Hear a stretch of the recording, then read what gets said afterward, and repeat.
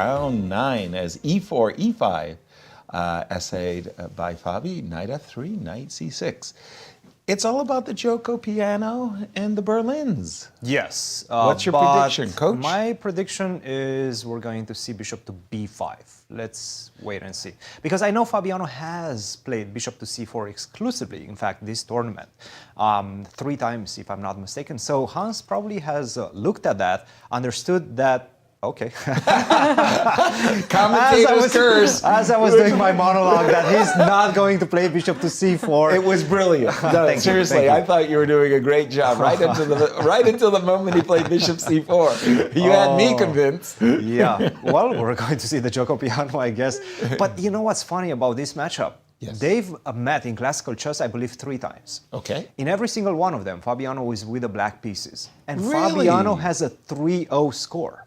Has won all of his games in Bundesliga last year, then at the Singfield Cup, and then at the national championships. Right. And he won all of them with the black pieces. So definitely a difficult opponent for Hans. But at any point, you know, in his young career up to this point, these things can change very quickly. This type of dynamics between players can change very quickly. And this score can kind of feed his revenge, right? Correct. In this tournament. Nice. And we have bishop c5. I mean, there are lots of opportunities here for mixing things up. d7, d6.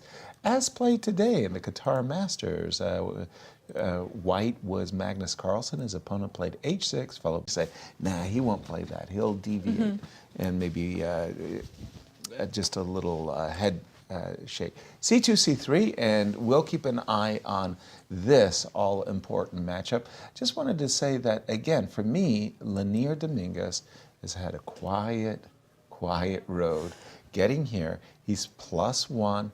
He's in that trailing pack of players, but he's up against Andrew Tang, the lowest-rated player in the field. He has the white pieces, and Lanier could be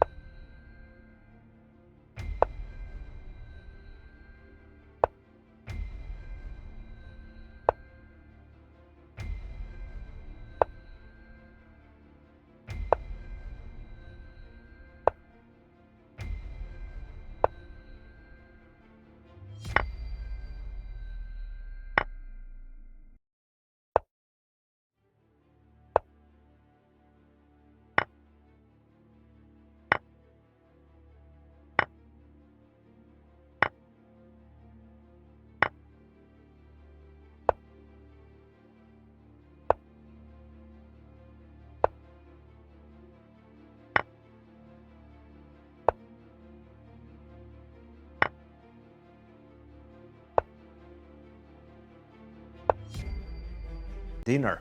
But then he had a perfect defense with Ray Robson. Queen Wait a D. minute. What's Queen happening? is on e5. I have a feeling that there's some checkmates coming there. Okay, Queen H1 is an option. Let's take a look at what they have done. We just saw the move rook c2 to c1 with, what, 5 minutes on his clock for Hans Niemann? 7. 7. 7. So Okay. this makes sense. Queen h1, king f2, and at least there's no g1, right? Okay, so Okay. the rooks are defending the first rank. Right. Okay, good. So immediately check, king f2, queen h4 check. You can go back to g1. So that's not the way we're going to win this game. Right. So how do we do it? Queen to h4 is the best move in the position. Queen h4? Queen to h4 with the idea You that... have f4, f3, f2? That, yes, f4, caveman. Caveman. And if you do go e7, the problem is I go rook to e8. You go d5, I go f4. You go d6, I go f3, and I'm the first one. So queen h1 check, king f2, you queen h4 check. You don't go back to g1 because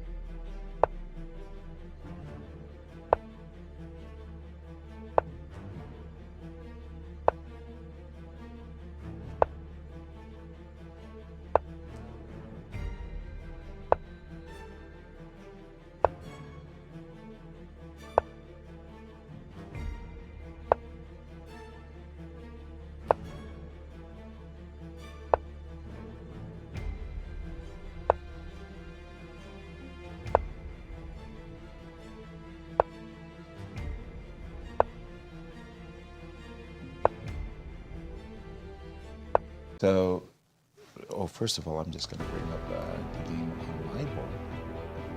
Last move, right now. And for Fabi, it's been a kind of black magic that he has over Hans Niemann because 4 games that they've had in classical tournament. 4 chess, blacks. 4 blacks and 4 victories for Fabi. Right. And now the last move has to be played. Start looking at that e6 pawn. Because if you capture that, that is the weapon that White has been banking. Yeah, it's His only whole game solace, on. yeah. That's Just it. If you really capture wrong. that pawn on e6, the game is over. Hans knows it. He's As looking you can away. He see. doesn't want to see the move that Fabi's about to play. The dagger in the position. Rook to e8. Simple chess. Attack the pawn on e6. There's no defense. Hans is not even looking. Hans is not even at looking. the move. He is- knew it's gonna come. He knows, Oh. and he understands this is over. And there goes the handshake. Holy smokes, the last 10 minutes, the most eventful 10 minutes of the Yeah. round, and we almost missed the whole thing. And tough 2 games for Hans because he Yes. lost both of the games. Let's pause.